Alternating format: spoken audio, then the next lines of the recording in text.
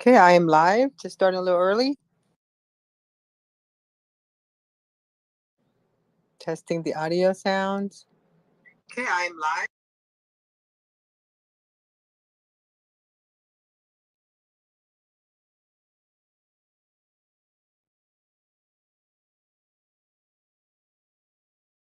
Hi, Manque. I hope I pronounced your name right. Anna, I'll call you Anna. Hi, Anna. We're going to start soon. We're waiting for our guest and my co-host. Happy Sunday. I feel like I need to turn on some music. The place we had some music set up, but let's see what can we do. I hope you're having a good Sunday. I am looking for my remote control. So at the moment, I wait for everyone to get here, but we're live streaming on Facebook, YouTube, Twitch, and Twitter Live.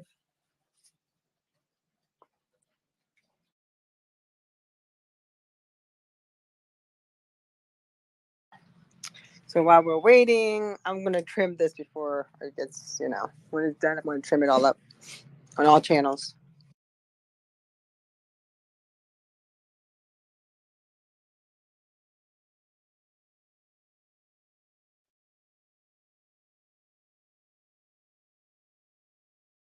And it looks like they're from Florida too. So our guest today, Dream Crazy Jits NFT project.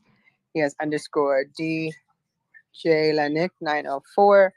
And then you have Vincent Walk 6 and _ La Picky. I think it'd be better for me to call them by the other name, but let's go see find out what my co-host is at while we're looking for him. Okay, I'm ready. Here we go.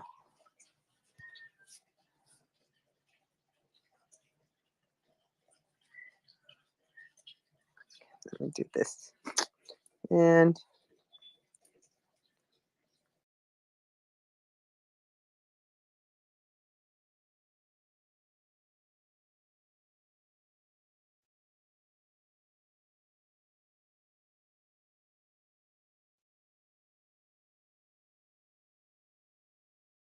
hey, how are you?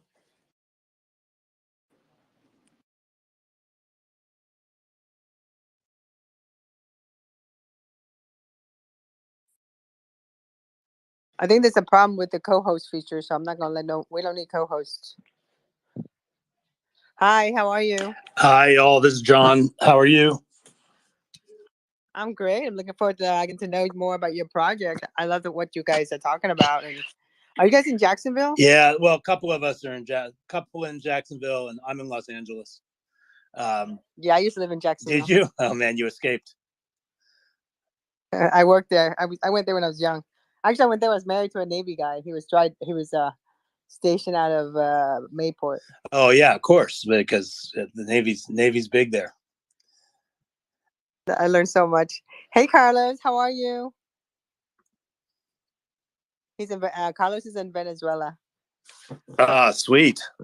I'm heading down to Chile on Wednesday.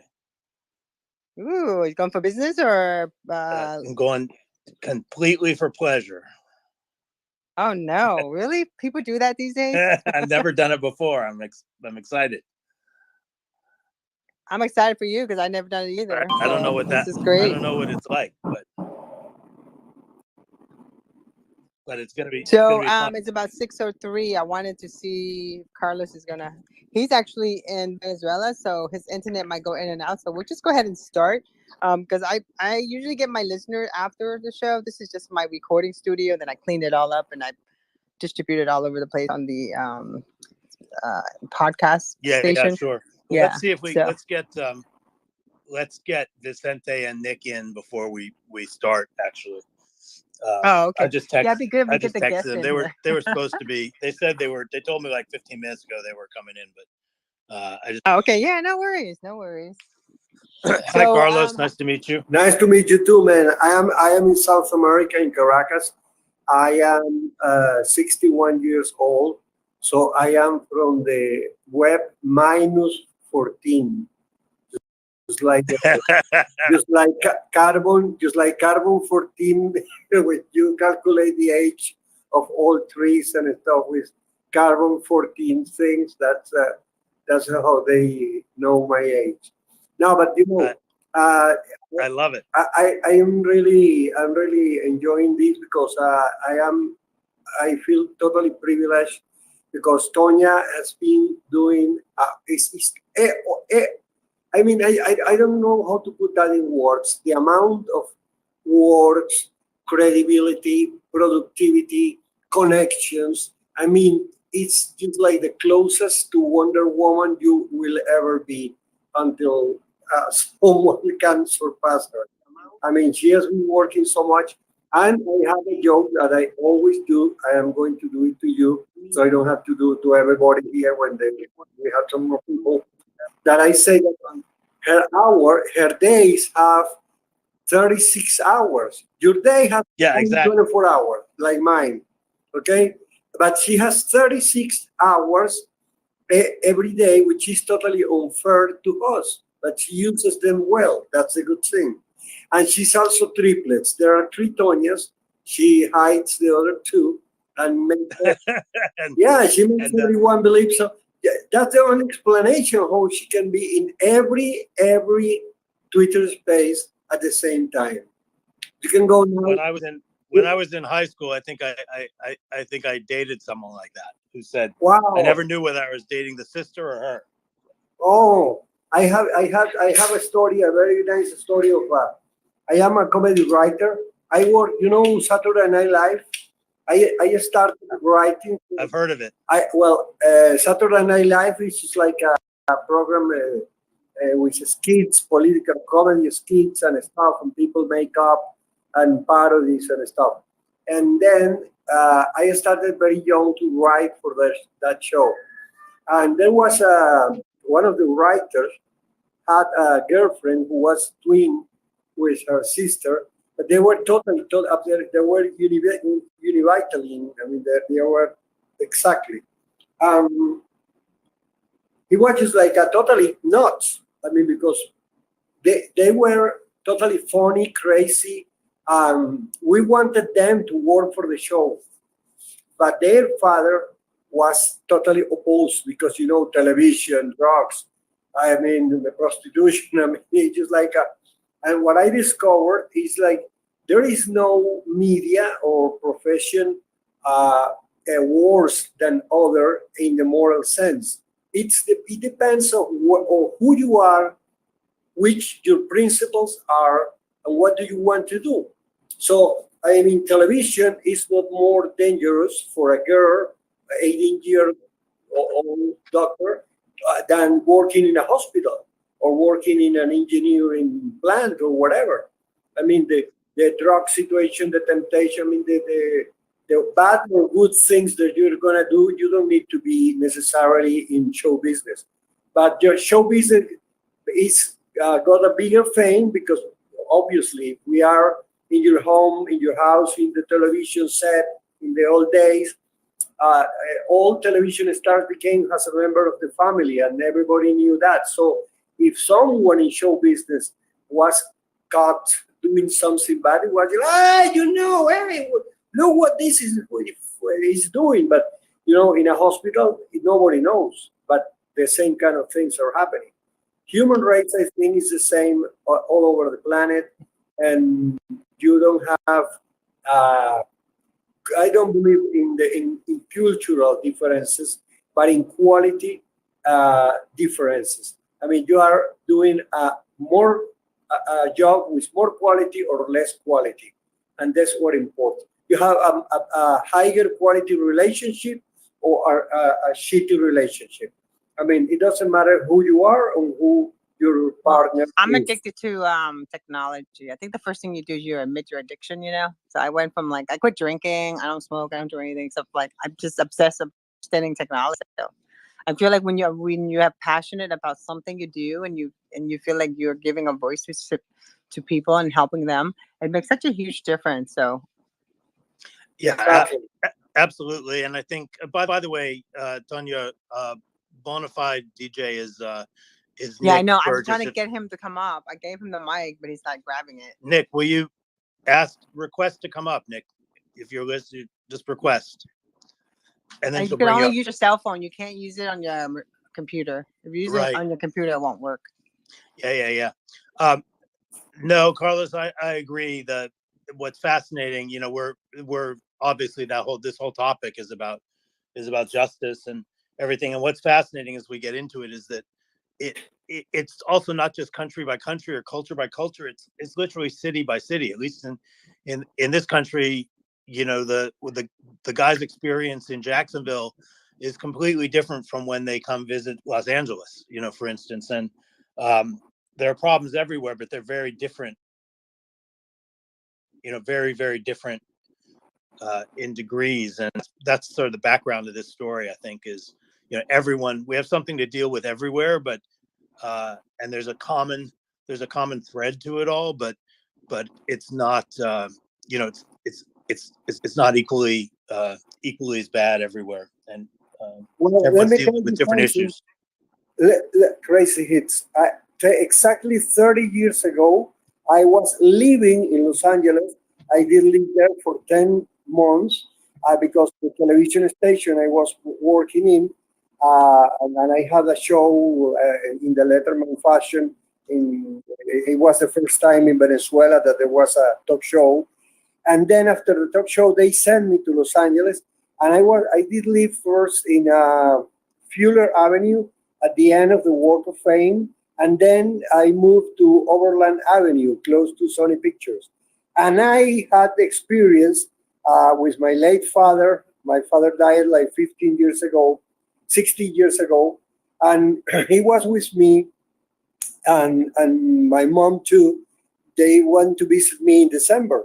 We went to Universal Studios and we visit the earthquake attraction in Universal Studios. And I asked my father, Dad, what do you think of this? And my father was a very down-to-earth man. She came from Canary Islands. She was like a farmer, and then I was with, you know, the classical, very simple living, but very wise. And he was like angry, close to my mind, and said, "Oh, that earthquake thing at Universal is just like something that's bait. I mean, for getting people just like a." And 3 days later, the real earthquake came, and it was horribly tremendous. The noise. It was 4:32 in the morning. The Northridge earthquake. We spent it in the Overland Avenue apartment I was living in, and then at noon I asked him, Dad, what do you think of the earthquake thing of the park attraction now? Oh my goodness, it's exactly the same. How did they do that? It was so I was like, now it's exactly the same. What you were talking shit against Universal 3 days ago. No. It was perfect. It was perfect. The sound, the movement. Wow, what a wonder. They're magicians. They're wizards. So it was a very, very nice family. Well, you know where I am because I live just off of Motor Avenue, so I'm right next to Overland. Oh my goodness. Okay. So you know. Tony, I've been trying to get DJ Nick to request the mic. I don't know what's going on over there. Sorry. Yeah, I gave him the invite to speak. I'm gonna invite him to co-host and see if maybe he'll grab that too. But I invited him to speak, but he didn't take it. But I invite him to be a co-host. See if he grabs it. He'll take it if I think he just isn't seeing it or something because he's not responding to my text. But I'll anyway. Let's not get lost on that. But still waiting to get him up and to get Vicente in. Listen, there is a solution, and I think it seems like a slow solution, but listen, it's a good thing that the person who cannot enter or cannot get the mic go to Google Play or to App Store and update Twitter to the latest version. It's always, I mean, sometimes almost 100% of the time the trouble is there because maybe, for example, my Android was updated recently, like 2 or 3 weeks ago, and the first thing I do is update everything. because there is things that are not working properly, and the solution, for example, in this case, of course, you have to wait till you download the update and it's installing and stuff. But once you install it, practically in all cases, the solution is done. Yeah, that makes sense. Yeah, it's my recommendation. And sometimes it's also, for example, if you are inside now and you are speaking and you are talking and you have trouble, sometimes it's good that you leave the room and you come back, and it's just like resetting. I mean, that usually also helps. Yeah. Tonya, you tell me, I guess we are on YouTube Live and the other platforms too. Yeah, But we're live. We're good. We're good. Don't worry. I can edit them all. It's not a big deal. We're okay, good. okay. I Yeah, don't yeah, Yeah, have. yeah. we'll do a big. You'll do a big slice. Yeah, no, it's not a big deal really. Because I always clean it up before when I'm done with the space. I try to trim it up as much as possible. And Yes, plus, people like exactly. listening to people talk. I do. That's why I'm on space all the time. But a lot of time I just turn it on just so I can listen to people talk. Yeah, exactly. I don't mind, Tonya. If you wanna jump into anything, I don't mind. I just wanted to get a couple of the guys in with me, and I'm not sure what's happening there. It looks like DJ Nick just dropped off, so it might have been that he was rugged and didn't have internet because he wasn't responding to my text either. So hopefully they'll both come back in. But and as I think I mentioned to you, Nick Schubert, who's known as the philosopher, is unfortunately feeling horrible today and got the flu or something. So he texted saying he's a mess, so he's not coming in. But the other two guys were planning to. So, but I'm happy to talk about anything and let them jump in when they can. Yeah, let's do that. So let's go ahead and start, and then we'll just chit chat, and then pop in when they pop in. But I just want to know more about your art, your project, and I love the concept. Buy one, give one to someone else. To some. Oh yeah. Yeah, I really like that idea because I feel like that's a great way to onboard people, but also help, especially for someone that's young and but they've never thought that they could be part of this. This is a great way to get them on. That's how you ignite a passion. No, for So sure. Interestingly, that came up. That idea of the pay it forward idea came up late in the game, courtesy of a guy named Justin Fredericks, who became a big fan and got behind that idea and got us to set it up and run with it. I can tell you about that, but yeah, it's people. I should probably go back earlier in the story though, and just let you and the audience know where this began, which was out of a high school leadership class in Jacksonville, Florida, in a school called Robert E. Lee High School, the home of the Generals, as you can believe it. And 80%, 80% of the class was African American, but it's still the Robert E. Lee High School. And the culture, both in the school and from the school and in the community, was really harsh for kids coming up in that community. They realized at one point in their class that they had all suffered these serious traumas, basically, with loss of people to police violence, loss of friends and family members to gang violence, people, family members in prison, and just nothing that was, no one that was really supporting them and their potential and their dreams, or even really saw any potential or dreams for them. I think, I remember one of the guys always saying, he felt like he was basically just, they were expecting him to be a statistic. And that was kind of going to be the end of the line, was you're just going to be one more statistic. And so that started in this class that Amy Donofrio, their teacher, was running. And one of them shared his story about losing his brother one day. And it broke open this dam that no one had ever talked about that stuff. They all didn't realize they all had these same experiences. And it just sort of snowballed from there, where they started to share their stories and develop this brotherhood. And out of that came the, this natural idea that they wanted to change it. Like, things should change. That's not how things should be.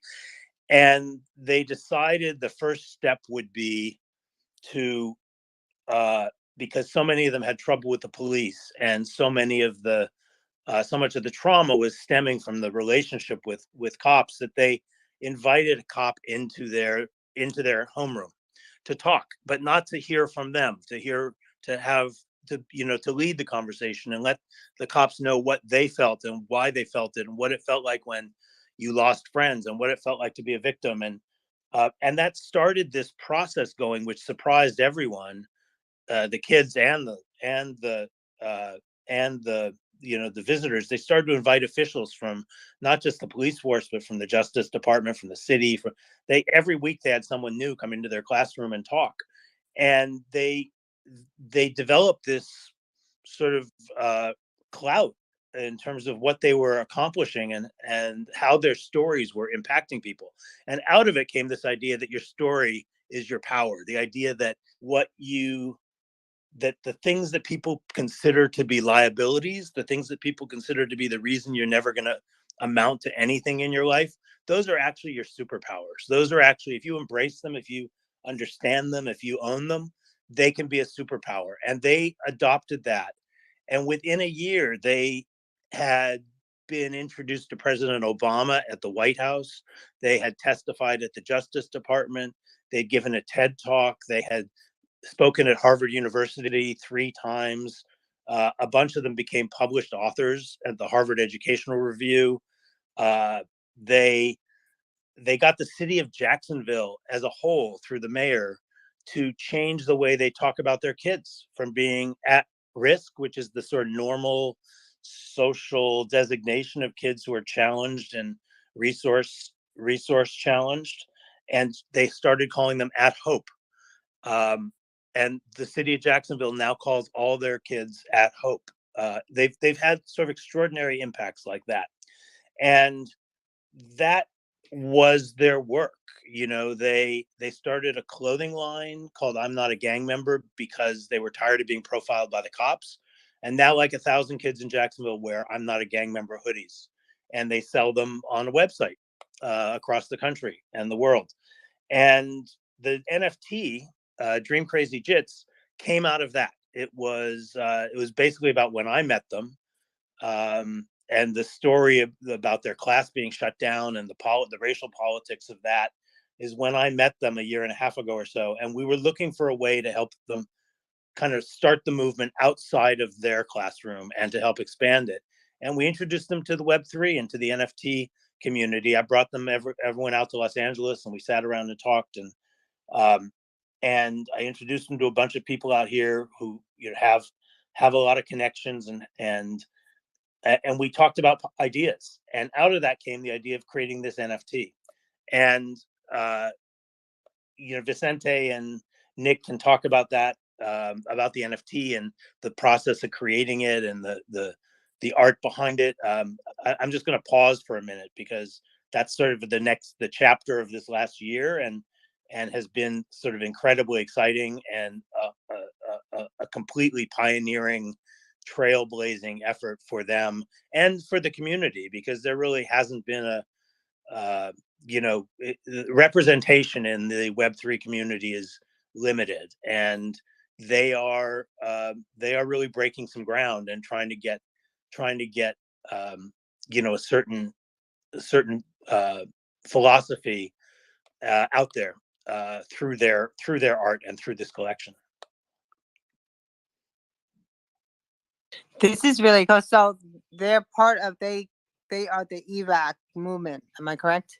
Right. So the evac movement is what they created in their classroom, and they called it evac because it's cave spelled backwards. And one of the first lessons they all had in their classroom, sorry, was the Plato's allegory of the cave, which basically says, there are people who live in a cave all their life, and they don't know they're in a cave. They don't realize that they're in a cave, that they don't have access to the things that are outside the cave, until someone comes in and shows them and turns on the light and shows them, lets them out. And the only responsibility you have is to come back and let more people out of the cave in the future. So it's a very give back, pay it forward kind of allegory that Plato, from millennia ago had created.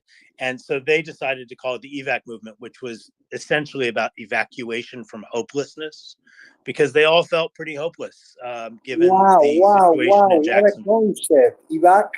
Evac is evacuation from hopelessness, and Oh my it's spelled backwards. goodness. I work with advertising too, and that's what a strong concept, brother. My goodness. It's amazing. And what Evacuation from hopelessness. Oh my God. That's one of the strongest mottos I heard in the last 10 years. Wow. I love it. Yeah, that's it comes from a very pure place, Carlos. I mean, you can imagine it ends up, it has a lot of punch to it, but it has punch because it's so true. The authenticity is so powerful because that was their life, and their life was basically feeling like they had no hope for the future. And these are kids, these are teenage kids who don't want to become a statistic. And most of them now, many of them are the first people in their families to graduate high school. A number of them have gone on to college. They're working. As I said, they've been published authors.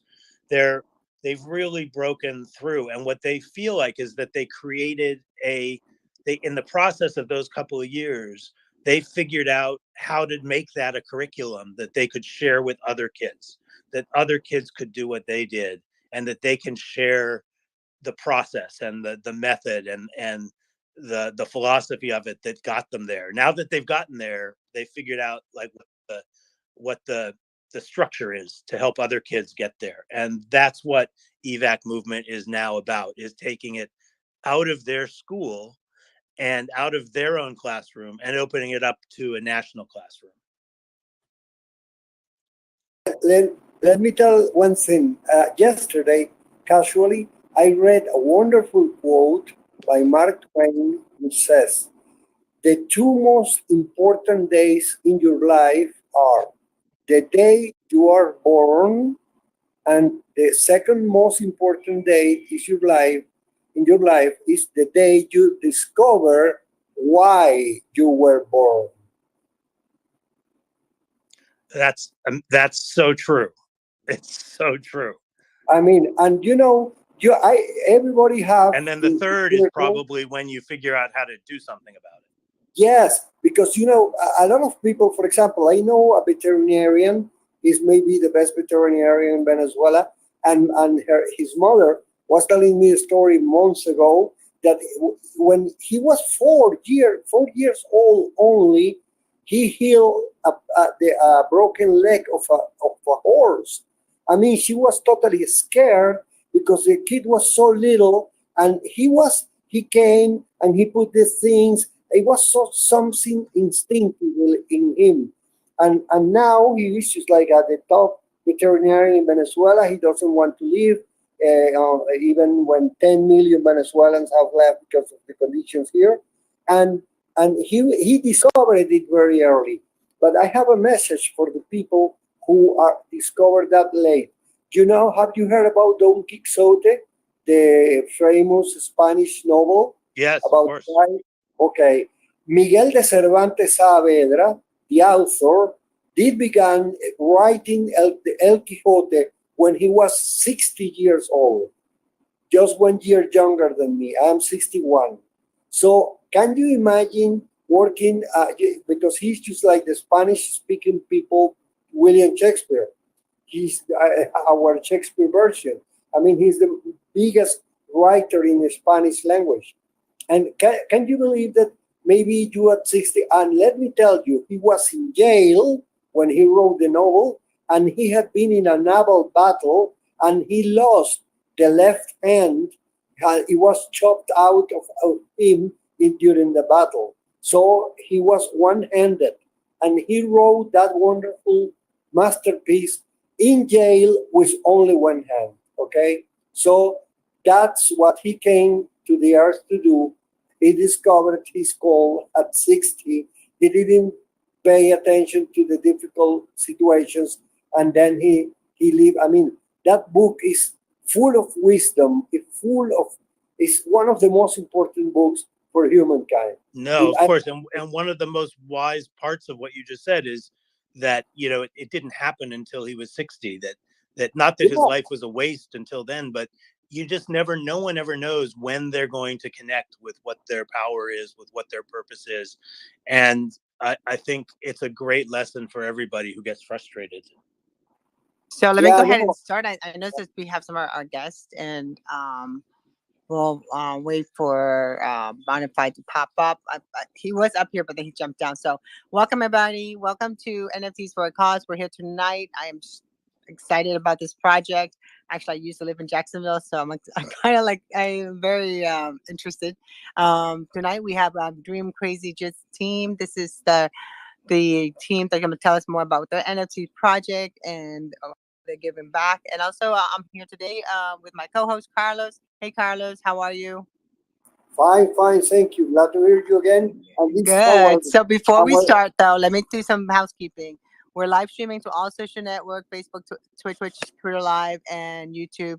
When you grab the mic, because we'll be putting this out to other listeners. If you want to jump in, make sure you're on a Twitter app. I'm saying this because we're streaming everywhere, and that you are allowing us to use your voice and your profile picture in all our marketing to promote the space and to help Dream Crazy Just project with their promo. So because we'll be letting them use this recording. And again, welcome everyone. So tonight we're just talking to John. John is giving us a little brief history. So John, do you want to go ahead and introduce your team members and that's because the way we do it, it's like a press release. It's like who you are, what you do, when you do it, why you do it, how you do it. So let's talk a little bit about who you are. So John, the mic is Yeah, yours. so my name's John Manulis. I live in Los Angeles. I've mostly been a producer, films and television and theater for most of my life, but almost all my films have been about social justice in one way or another. And at a certain point, about 10 years ago, I just decided to cut to the chase and start working on social justice directly and stop making films. And that led me mostly to focusing on youth justice. Los Angeles is known as sort of the laboratory of uh, of America in a way for a lot of these things. That if things get tested here and if they can work here, they roll out. So I've been working on things here, primarily in Los Angeles, and along the way, come across a lot of cool stuff and a lot of cool people who are doing great work out there in the world. And these guys with the evac movement are uh, are are some of them that I met out of Jacksonville, Florida, in a story I just told to Tanya and Carlos. And Nick Burgess is here, although he's texting me, showing me screenshots of Twitter, saying that he's not seeing a way to. It's like tweaking out. So I'm asking him to reload. He needs to be on his cell phone though. Yeah, he is. He's on his cell phone. Is it the app updated and everything updated? I don't know. I've asked him to reload it or update the version, etc. But I don't think he's showing up as a speaker, but I don't think he can actually speak right now. So we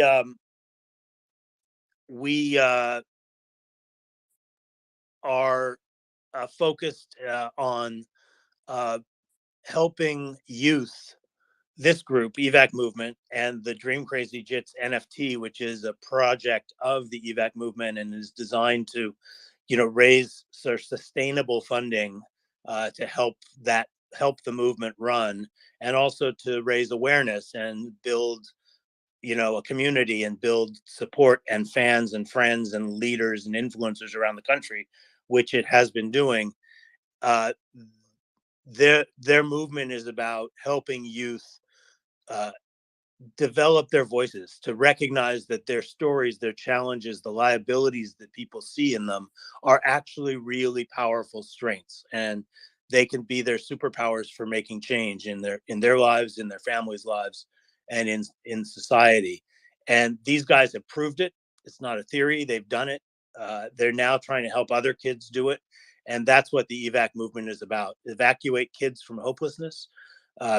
Everywhere in this country, everywhere in the world, sadly, there are kids who, as we say in Jacksonville, are slept by society. They're just not. They're not being treated with dignity, with respect. They're not being given hope. They're not being treated as the future of our world. And the kids are our future. And I think we all know that. So my perception of this movement is I invest in it, and I invest in them, and I invest financially, and I invest as a mentor, because they are the future for all of us.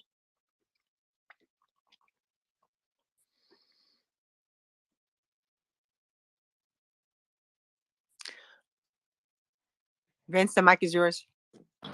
Oh, hello, everybody. Sorry, I didn't know when the best time was pitched. My name is Vicente Wall. I wanted to introduce myself to everybody and I really do appreciate you having me here. A little bit more about, I think it was the what I do, how I do it, and why I do it, if that's correct.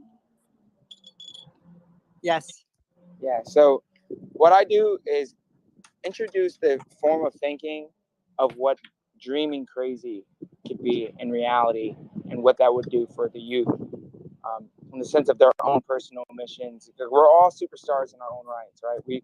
We all have experienced in some form or shape or form some form of trauma that has shaped the way that we perceive each other and really puts us on guard to either pursue certain endeavors that we want to take as individuals, or puts us on guards on the potential relationships that we could have.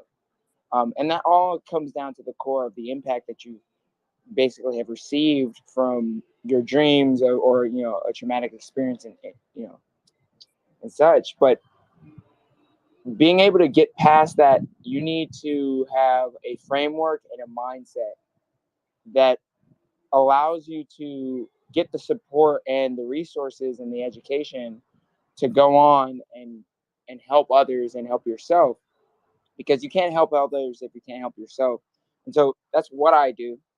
But at the core of how I do it is through my non-for-profit. I'm one of the co-founders, a part of Nick Schubert, John Millis, Amy Donofrio, for the Dream Crazy Jits NFT project, and also the co-founder for EVAC movement, and being able to, go out and be the youth that are doing the type of work of research and communication to our community leaders.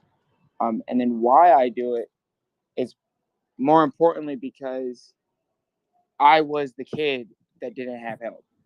You know what I mean?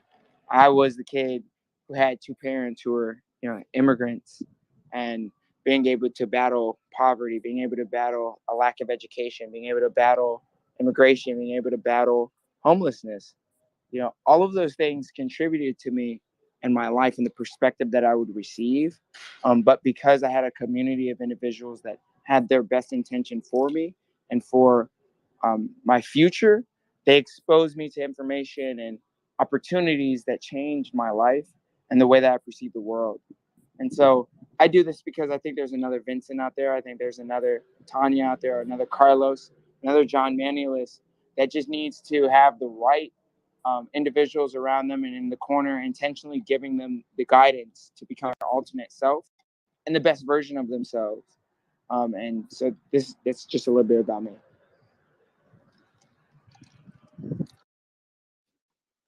Vince, that's amazing. I just so you know, I talked a little bit earlier before you jumped in about the beginning of EVAC, but we stopped when we got to the NFT, and Tanya might want you to talk a little bit about like how that happened, what the art's like, where it comes from, what the what's the driver behind it, and what your guys' experience was with it. Yeah, and like what made you guys even how did you get into your radar? Because I've been sitting in NFT spaces for a long time. I don't know, a long time, like 2021, February 2021. So I just know like something where people just like randomly go through Twitter and they just stumble on it, or some people already knew about it and then they discovered that there's a community on Twitter. So tell us what was your journey like?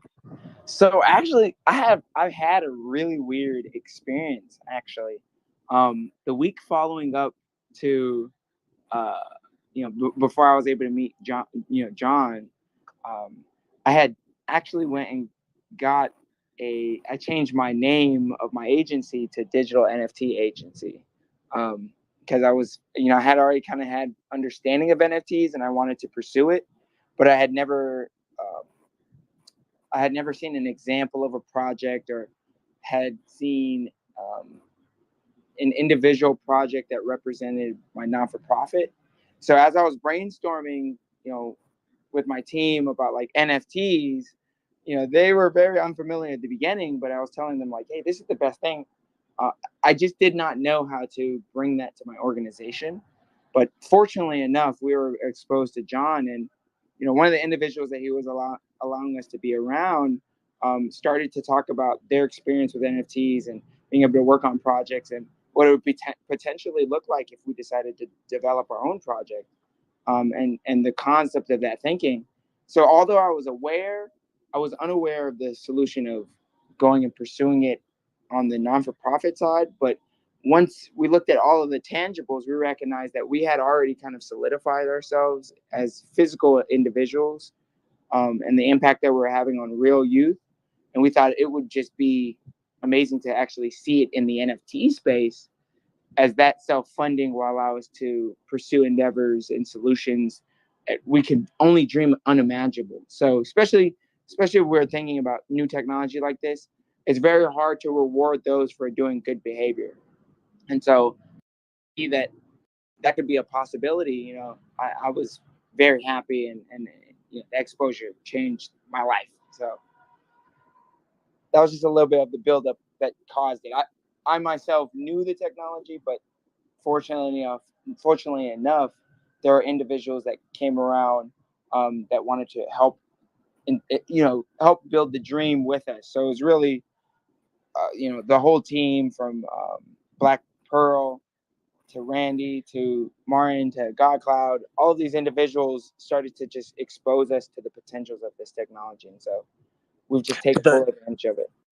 But the heart and soul of it is you guys, and is your truth and your life experiences and your own community. And I don't know, DJ Nick, you're in now, and I don't know if that's something you can talk about in terms of the art and the sort of pieces of the art and what was important to you guys, or Vince, if you want to keep going on that. Yeah, I'll take it. Sorry about the technical difficulties earlier. I had to reinstall my app, so now I'm back on. Appreciate you guys for having us rather.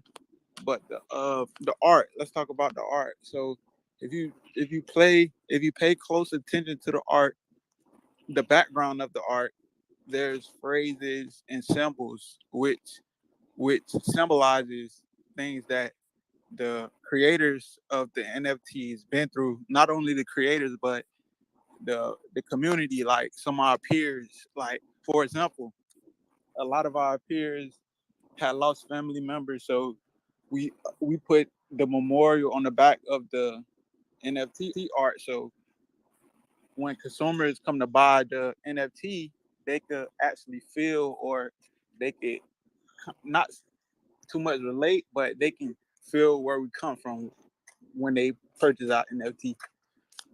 So with my situation, and my NFT on the back of my art, I have 30 years no tears.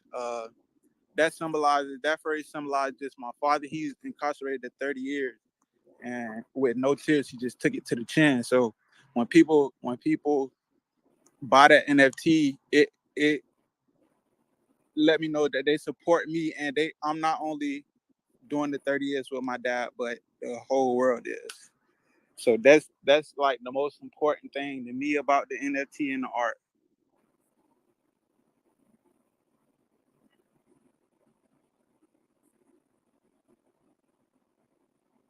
So you tell us.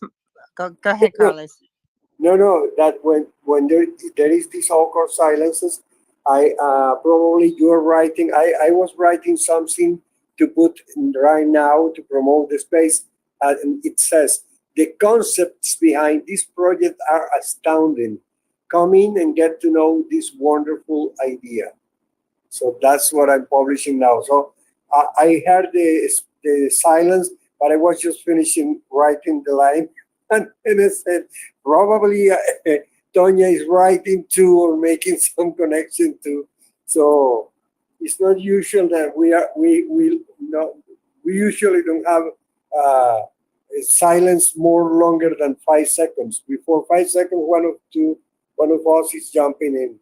So I was just laughing at that. But I'm back and I already published it. So you know what I wanted to to share with you too. I was telling John when we actually starting that there is a Mark Twain quote which says that the two more important days in your life is the day you were born and the day you discover why you were born. And there is another thing that I love, and I think it's a Japanese origin, and it says the best moment to plant a tree was 20 years ago. The second best moment is today. So, because so many people, I mean, for example, I'm talking you, well, you don't know it. I am 61 years old. And for me, it's just like I don't feel like I'm finished. I don't feel, but it's not the same to have to be 25 years old than to be 60, obviously. But what I want to share is that there is this magic in this open in this living situation when you don't know what your calling is, what your mission is, and what you are this time, is your actual destiny. Because sometimes a person can spend 40 years doing something and then suddenly discovers and makes a change of route, and it becomes someone important or does something important, sorry, and change the lives of a lot of people. And you discover, and that's happening to me right now, that I had been preparing. I was doing things that I didn't understand why. I said, why am I losing time with this? And now there are things happening around me and to some people and to friends and family that as I now understand perfectly why I was preparing. It's just like Karate Kid 1. You remember the first Karate Kid 1? When Miyagi was putting the kid to paint the house and to paint the house and to paint the house, and he was just reinforcing his wrists for the final battle. So it's exactly the same. Sometimes life puts you in a situation that you don't understand why the harshness of the difficulty of the roughness, but it's just preparing for something that you will comprehend totally in the future, and you will say, just like a big aha moment, just like aha, okay, now I get it. So believe me, I am coming from the future. I am the past at the I same love it. No, time. you're not. You're from the future. So I like to talk a little bit about their roadmap because that's the one thing, my favorite thing to talk about when I look at different projects. And what I love about it is that, okay, so you're going to give 50% toward the full proceeds toward the nonprofit AVAC movement, which is what you guys are working on. And also, I like the fact that you're giving 25% to the AVAC members who produce the NFT. Can you tell us about that? How many people are contributors to the artwork? And also, let's talk a little bit about your barbecue, the homestyle cookout that you guys host. So, are you making a token, kind of? If you think about it.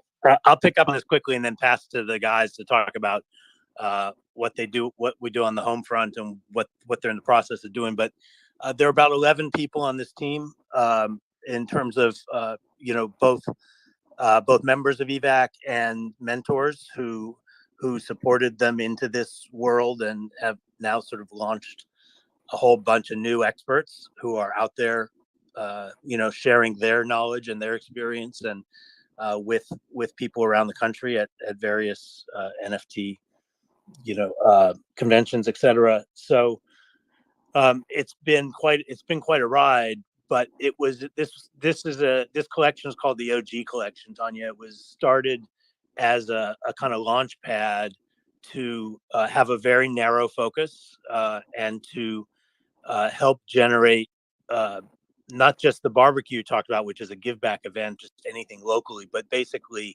the primary thing is to raise the money to take this program into 5 schools as a pilot program that will get that going, not as a full program, but in terms of introducing it through a series of 2-day workshops to at least 5 schools around the country. And that would trigger a larger NFT collection, when the environment supports it. So the roadmap was very focused and kind of narrow, and has largely been about building community and doing these spaces and et cetera. And so in terms of other stuff and what we're doing in the schools, and also even what the I'm not a gang member hoodie and where that came from, and is probably something interesting for Vince or Nick to talk about, and what you guys are doing in the schools now.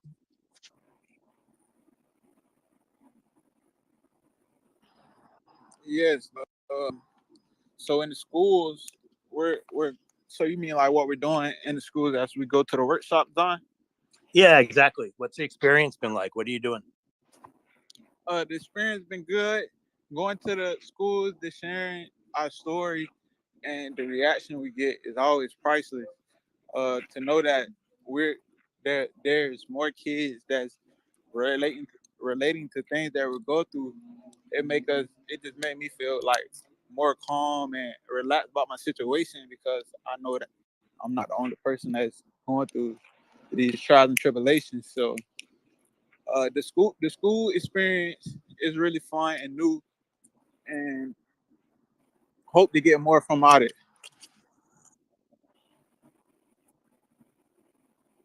Who have you? Were you you went to Atlanta?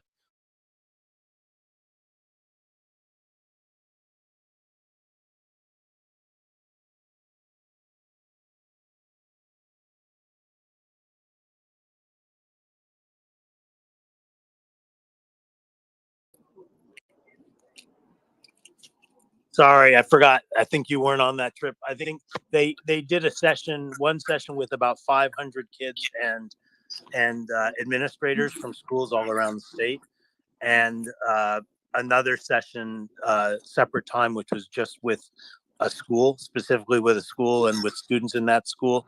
So there's